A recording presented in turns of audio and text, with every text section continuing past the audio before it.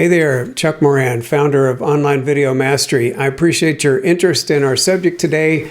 We're going to be covering how to avoid the three biggest mistakes when you're creating videos with your smartphone. And those fall into the 3Ls, the lens, light, and listen components of creating video. So if you can master those, then you will be well on your way to making very professional looking videos with your smartphone. Another way to talk about it is that I'm trying to help you avoid making videos that suck. There are lots of videos out there that qualify in that realm, and I'm trying to help you avoid that. So I am very grateful to the Charlottesville Regional Chamber of Commerce for the partnership that we have undertaken together, and I do welcome you into this training as well as into our Video Creators Roadmap should you choose to join. Let's take a look at a key marketing tenet that I've developed over my 4 decades in the marketing and digital marketing spaces, and how video fits into that. So your branding and your authenticity need to be in parity. And what I mean by that is that your branding, which is how your market, your audience perceives you, and who your organization actually is, which is your authenticity, those two things need to be in balance. If they're out of balance, if your branding is better than who you actually are, then you're basically lying to your audience. On the other hand, if your branding is shabby, but your authenticity and who you actually are is really great, then you're doing your own organization a disservice. I really like this comment from a colleague in the marketing field. She says that video brings your brand to life, and I think that's really exactly what's going on. So maybe you have a really great website, maybe you've got messages going out on social media, maybe you've got an email list and campaign strategy, maybe it's all part of a really tight marketing strategy, and maybe you're still working on those things. But one thing I want to make extremely clear here is that video is the marketing accelerator that will quickly enhance all of these other efforts because it literally shows your audience who you are and what you do. So why video in the first place? Well, let's take a look at consumer behavior, right? So viewers retain 95% of a message when they see it in a video compared to text. So sure, blog posts are all right. They're terrific, highly recommended for search engine optimization. But if you want to convey a marketing message, it's going to be retained at a much higher rate if you put it into a video.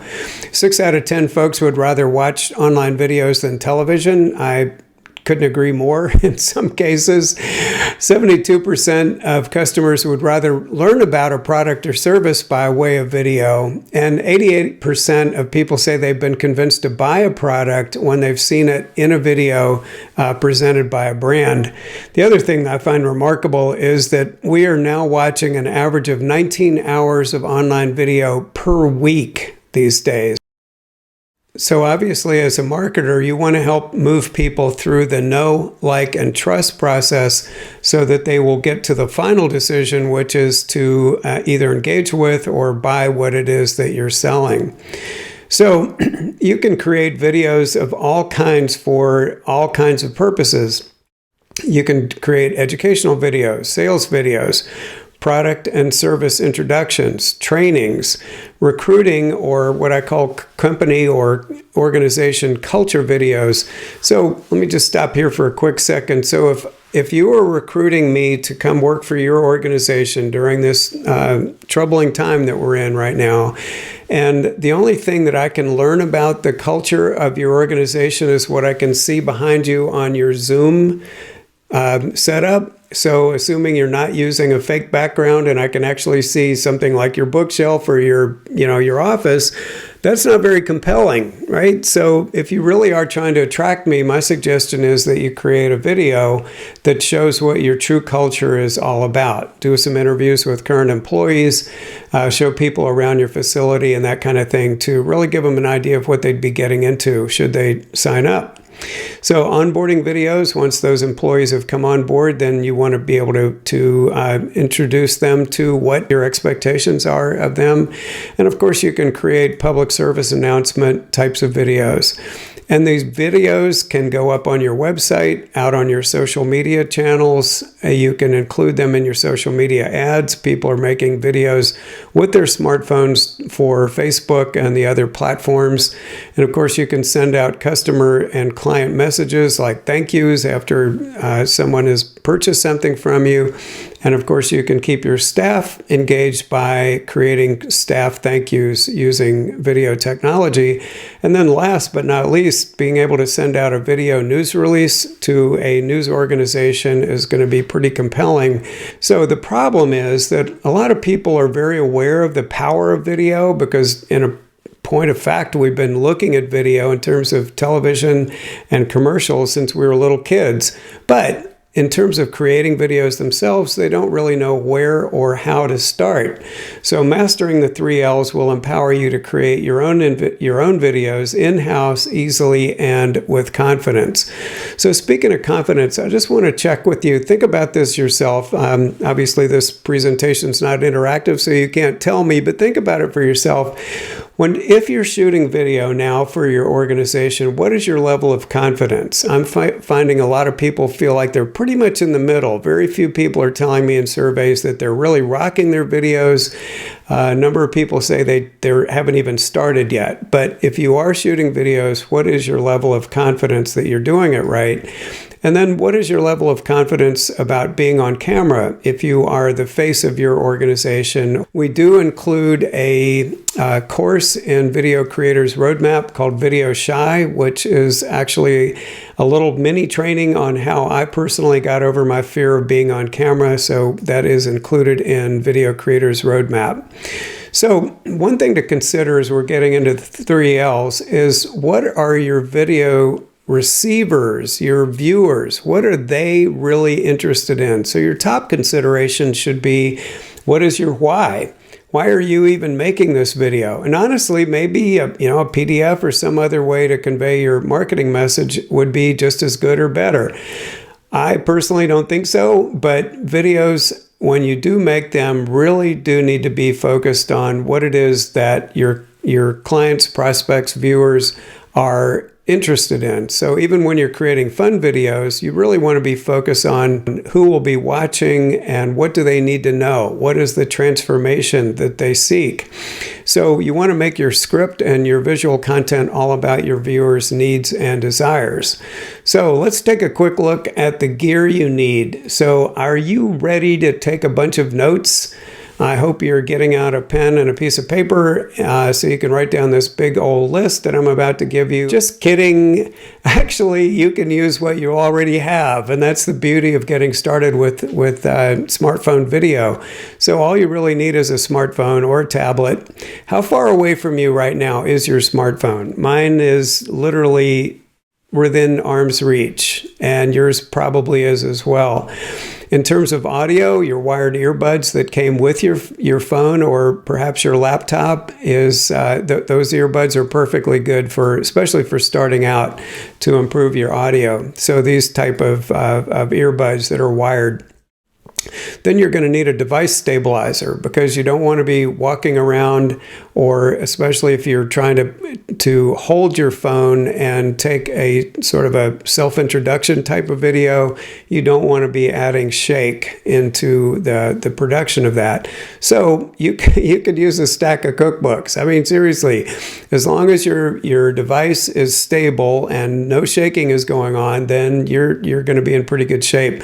Some people I know will actually, when they're shooting vertical video, will stick their iPhone or Android phone into a coffee mug. Hopefully no coffee is in there at the time. Okay, so if you do want to enhance your videos, you can do so for about $75. And so my recommendations are that you start with a tabletop or a traditional tripod instead of the cookbooks, okay? So this little guy is a tabletop tripod. It only stands about 11 inches tall. And you can get this on Archon mounts if you're interested. And when you check out, you can use the coupon code BALDGUY, BALDGUY. and that will give you 20% off anything that you buy on Archon mounts. And of course, the other type of tripod that I do recommend you get is the traditional photographer's tripod, and make sure you get a tall enough one that can accommodate any future needs. So it should be at least 5 feet tall when fully deployed. The other thing that you're really going to need, and I do recommend this particular model, is a really great lavalier or lapel wired mic that connects directly to your phone. This happens to be the single mic version. The one that we're actually recommending now comes with 2 mics so that you can interview 2 people at once. And those 2 cables that you see there, there's the little clip on the one on the right, clips onto the lapel of your subject, and then that wire connects to the other wire and then back to your phone. What's cool about this particular device is that it comes with all of the cables and connectors that you need. If you're on an iPhone, the only thing you would need in addition to this is if you've got a lightning connector port on the bottom of your phone, you will need that little white dongle that connects to your phone that you can plug in a traditional RCA plug. So the interview kit, the one I was just talking about, that comes with 2 mics, is actually included for the first 25 Video Creators Roadmap members, and we will be including that, and we'll just ship it right to your home or office if you sign up for the Video Creators Roadmap. And all of our recommended gear is available on onlinevideomastery.com/resources. That's onlinevideomastery.com/resources. So the 3 L's. Whether your subject is yourself or another spokesperson, a product, a scene, an interview, whatever type of video that you're making, all 3 of these L's come into play. So the biggest mistakes, as we've already covered, are not knowing how to master these. So the 3 L's are lens, light, and listen. So let's take a look at the lens component. So the most important thing, of course, is what's in the shot. I call it what's in the box, meaning the framing of your iPhone or your Android phone when you're looking at it from the back and setting up the video that you're about to shoot. So again, you need to be focusing in that box with what's most important to your viewers. And of course, you want to avoid distractions as much as possible. An example of a distraction would be the TV news footage we've all seen with kids harassing a reporter during the live shots. He or she is not aware of that going on in the background, but it's kind of hard to avoid looking at. So to the extent that you can, try to set up your shot so that there aren't distractions, things, animals, people moving through the background. The lens position for a spokesperson should be just above your eye level. So the eyes should be positioned in the top third of that frame. And another way to think about it is the top of the person's head should be close to the top of the frame. So eyes in the top third and the top of the head close to the top of the frame. And then the eye gaze, the person who is being videoed should be looking at the lens directly, not at themselves on the phone, but at the lens itself to make that direct connection. So this is kind of tricky to do because we've all gotten used to looking at ourselves on Zoom as opposed to looking at the lens, but it is a habit that you can break. So one easy way to think about getting over any lack of confidence that you have or just being able to focus fully on your viewer is to tape an image of a loved one or your dog or, well, of course, they're your loved ones, but tape that near the lens and then talk to that person or that animal. So lens position errors. This one I know you've seen on Zooms that you've participated in where the subject is nearly out or is completely out of the frame. Another one is a person not being dressed properly for the part. So in this case, I'm wearing one of my favorite t-shirts, but it is not appropriate for the type of video that I was shooting here. So another thing that we just touched on a little bit is looking at yourself on the back of the phone and not at the lens. And of course, my favorite is the dreaded up the nose shot. I am still seeing this on cable TV. I'm just kind of horrified that it's still a thing out there. Framing options. So we like to say to stay on the grid if at all possible. So the grid is this organizational principle, basically, that you can set up on your phone that just helps you find the right spot to put your subject, whether it's a scene or a spokesperson or a product, into that box. So the interest areas are actually at the intersections of those lines. So those 4 spots where those lines cross each other are the most important spots. Now, this is not a hard and fast rule. It does help you organize things in your mind, and then when you're actually doing your shoot. So you can actually turn on this grid via your device's camera settings, and it's easy on the iPhone. I'm sure it's easy on Android as well. So taking a look at this woman, she's pretty much in the middle of the frame, right? She's a little bit off to the one side, but her eyes are meeting the criteria. Her eyes are in that top third of the frame, and the top of her head is also close to the top of the box. So that's a good thing. So she's pretty ideally presented there in that frame. Another way to think about it is to use the rule of thirds. Now, the rule of thirds is a mnemonic that comes over from the world of photography, and photographers for years have positioned the subject just slightly off to the right or the left, off of center, to build a little bit more tension, a little bit more visual interest into it. So when I overlay the grid on this particular photo, you can see that the woman's eyes are right at that intersection, and her entire body and head are on that right-hand vertical. So she's been moved over to that side to add a little bit of dynamism to the shot. Again, you don't have to be super nailed down to these grid lines, but it is a good way to organize what you're shooting. So in terms of making your videos engaging, you can mix up a variety of shot types. So one of them is the establishing shot. So let's say you are a real estate professional, and you're going out to shoot a property. Well, it's really helpful to shoot an establishing shot, or several frames of video showing what it looks like as you approach that particular property, because that's the kind of thing that your viewer is going to be interested in learning, right? You get the idea that you're going down that road, and in all likelihood, you're going to be driving up the driveway and into that farmhouse. The second one is medium shots. And here's an example. So let's say we'd pulled into that driveway and gone out back, and we find this nice old tractor there. Well, this particular still shot is a medium shot. And then the last shot type is close-ups. And those are really great for focusing in on action. So when you're out shooting, shoot a number of establishing shots, meaning clips. Shoot medium shots and do some close-ups, so that when you get to the editing phase, which we also teach in Video Creators Roadmap, you will have a variety of shots that you can build together to create a really compelling story. So I always recommend that you shoot in landscape mode unless you're making videos for TikTok, Reels, or Shorts. And the reason for that is that the device that you're probably looking at this video on is horizontal. Your TV is horizontal. Your laptop is horizontal. The monitor on your desk is horizontal.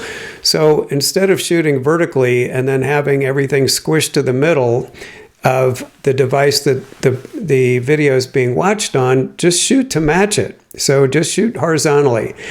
The cool thing is that there are tools out there, so if you shoot in landscape or horizontal mode, you can crop to square or to vertical in an editing suite so that you can create videos for other purposes. But if you shoot in landscape, you're going to be best off. So let's move on to light.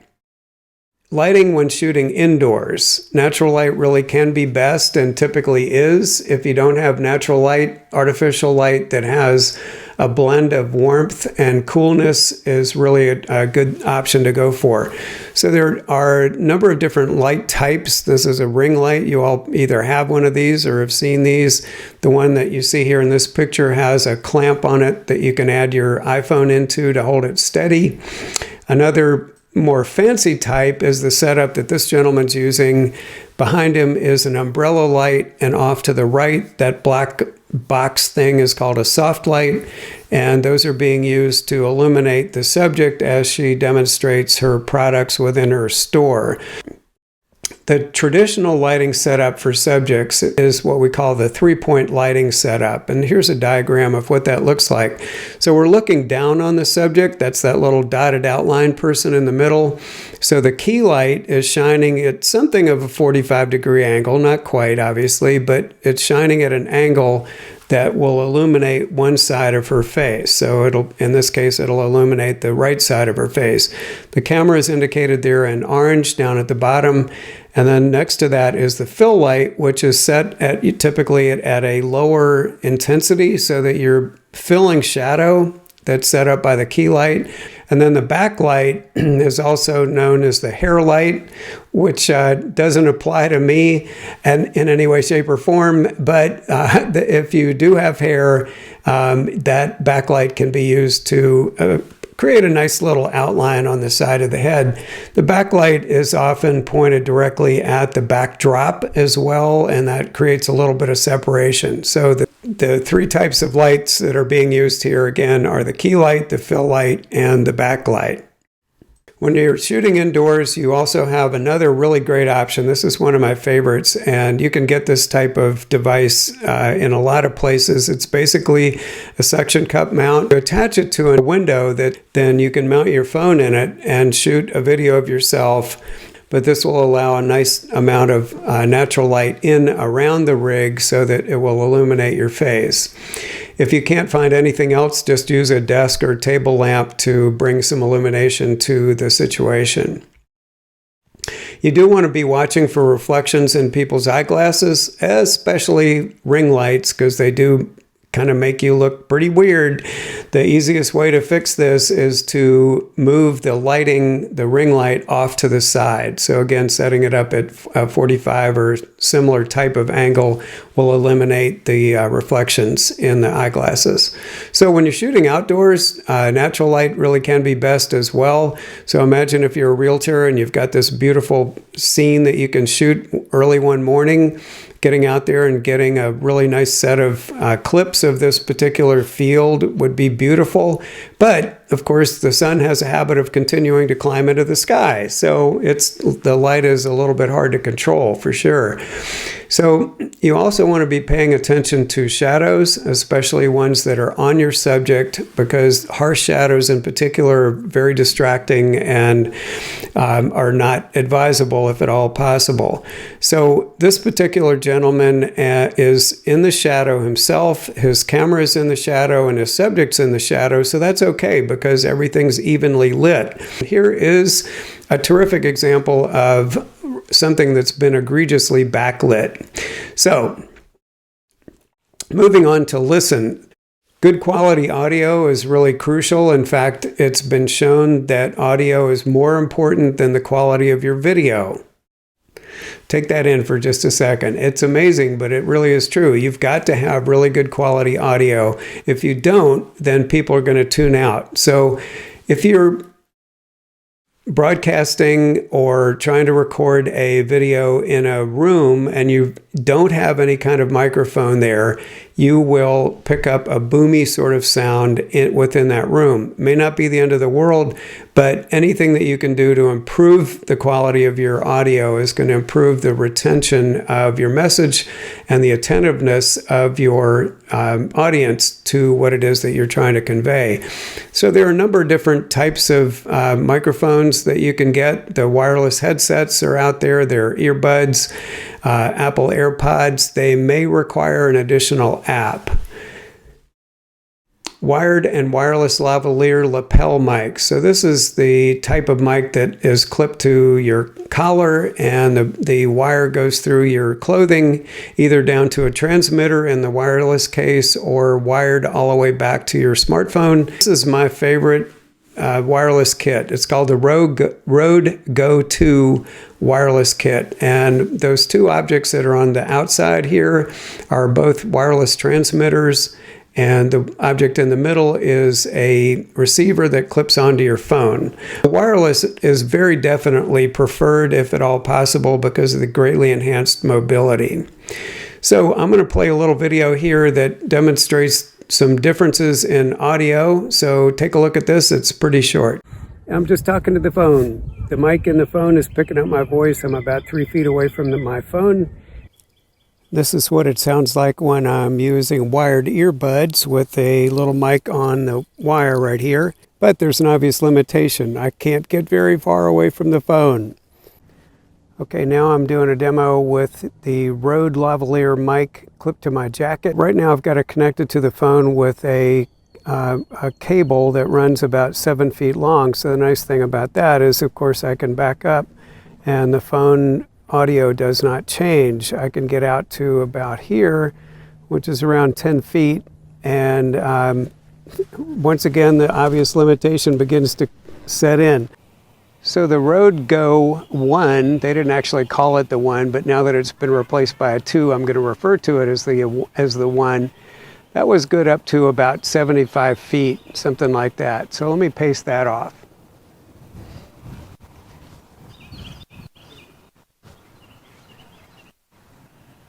So that initial model could pick up audio from this far away. The Rode Go 2 has just a little bit more range. Allow me to demonstrate.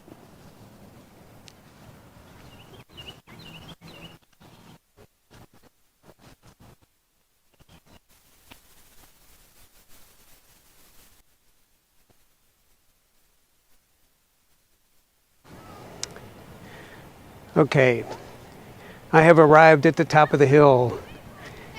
I'll use Google Earth to figure out exactly how far I am from the camera. I doubt that you would ever have a situation to need this much range.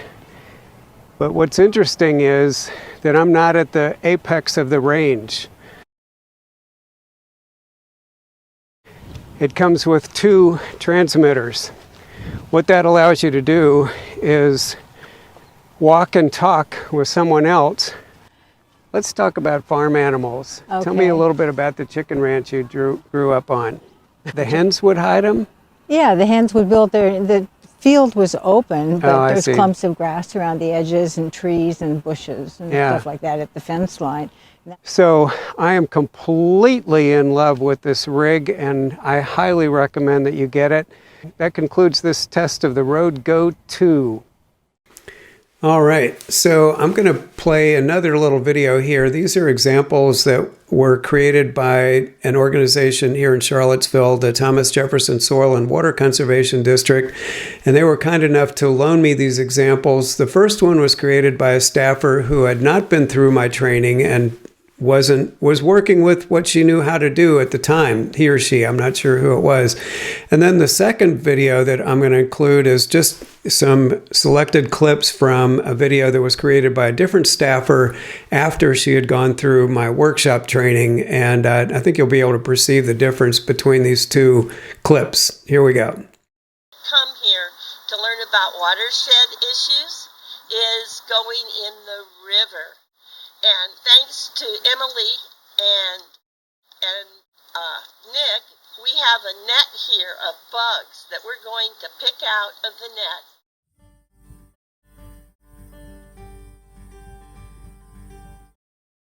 net. Tim Talley with Thomas Jefferson Soil and Water Conservation District. I'm the conservation specialist out of the Louisa office. 6+ miles of stream bank protected, close to 200 head of animal that we're keeping out of those streams. When we first got out here, animals were walking sometimes 2,000 feet to water, depending on the paddock they were in. So during the hot part of the summer, that's pretty rough on an animal, especially when they're getting ready to calve in the fall. Cows are drinking clean water, good cold clean water, which is really good for their health. And shoreline protection, trees, bees, grasses, keeping out noxious weeds, it's all part of the program so my new granddaughter can enjoy it down the road.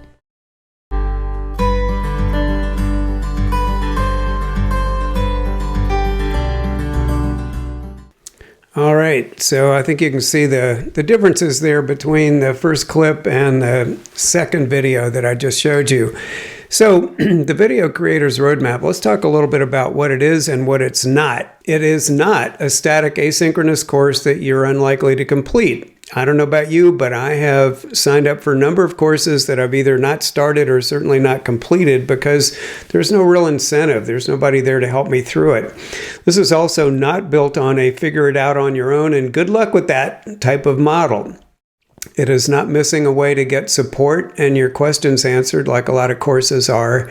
And it's not lacking a way to get feedback on any homework or progress that you're making along the learning journey. What it is, Video Creators Roadmap actually is a community that includes live weekly coaching for 6 months. And during those weekly coaching calls conducted by myself and my team, we're going to cover your questions, give you some answers. We're going to talk about the trainings, and we're going to also be providing reviews of your homework. The 4 components that we cover are what I'm calling the video creation success cycle, and that's plan, shoot, edit, and post. And so I've created some really great short videos that are no more than a few minutes long each lesson, so they're very easy to digest, and you go through those at your own pace. We also will be bringing in monthly guest trainers, and I'm super excited about this part. We've got a person coming in to teach short form video for TikTok Reels and Shorts. Another few things that we're including are a guy who's going to teach us how to create a 60-second sermon, which is a compelling video that can be told in 1 minute. We're also going to be including a voice coach who will be in there to teach us on-camera presence and help us with our voices. And then we've got a colleague of mine who's going to be talking about the importance of video on your website.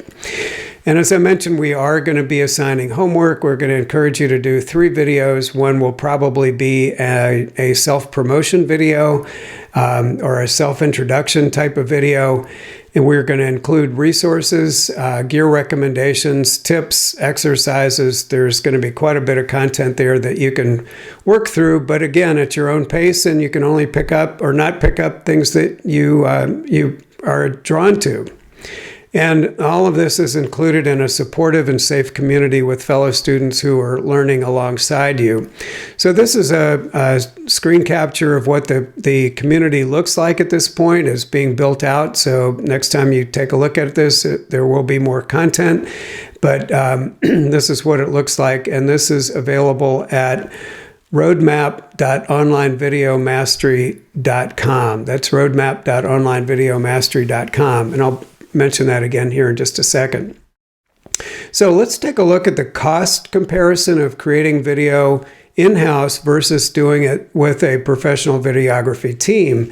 So let's say that you have a 3-minute video that you need to create for your organization. Bringing in a professional crew is going to give you really great results. There's no question about that. But at several $100s to $1,000 or more per minute of finished video, it's not hard to spend $1,500 to $3,000. Again, you're going to get a really great quality video that way, but you could take less money and invest it in this course and be able to create unlimited videos on your own in-house with a much increased skill set that you'll have as you come out of the training. So here is the comparison. You could learn how to create unlimited videos in-house for $9.97, and that is the chamber price after the discount. So less than $1,000 with access to me for 6 months and all the things that we cover in the Video Creators Roadmap. But once you have this skill, you can shoot these videos yourself. In fact, the still shot that you're looking at was actually created by Carolyn Merrick at the center, and she put this together. She figured out her script. I helped her a little bit with the shooting, and she did most of the editing on her phone. But once you have that skill down, you can create another video. You're not just stuck with the one that you paid the professional for. Or you can create another one, and another one, and another one, and another one, and another one, and another one. Oh yeah, and another one. So unlimited videos for less than the cost of one video created by a professional. So the keys to video success. There are 3 really important steps. So here too, I want you to take notes because they're important. You need to write them down. Practice. So this guy is maybe out in the American Northwest someplace, and he's practicing shooting some B-roll, which is something that we discuss in the training as well. So the second important step is practice. And by now you've probably already gotten clued into what number 3 is. Practice, practice, practice, because practice makes, well, you know. So make a short video with what you've learned. That's my suggestion. You could pick from either educational, self-intro, promo, interview, introducing a product or service, but just get out there and, try some of these techniques that we've just covered. I'll be happy to review your work and make suggestions. So all you have to do is reach out to me after you've made your video and upload it someplace so I can take a look at it. We'll hop on Zoom together, and at no charge, I will walk you through things that I think you might be able to improve. And maybe you'll teach me something in the process. Who knows? I'm always susceptible to new information. So, as they say in Hollywood, that is a wrap, folks. So I appreciate your time. Thank you very much. And now I'd like you to get out there and make some really great videos, starting with the one that we just suggested. So if you have any questions, please do contact me at chuck@onlinevideomastery.com. That's chuck@onlinevideomastery.com. And chamber members, all of you who are watching this, can join Video Creators Roadmap with the chamber discount by going to onlinevideomastery.com/Cville Chamber. Again, that's onlinevideomastery.com/Cville Chamber, and you'll be able to get the discount that way. And if you're not a chamber member, consider joining the chamber, because the discount that you would get by being a member would pay for a year's worth of your membership with the chamber with money left over, okay? And if you're not a member of the chamber, you, of course, can just sign up with me directly for a higher rate.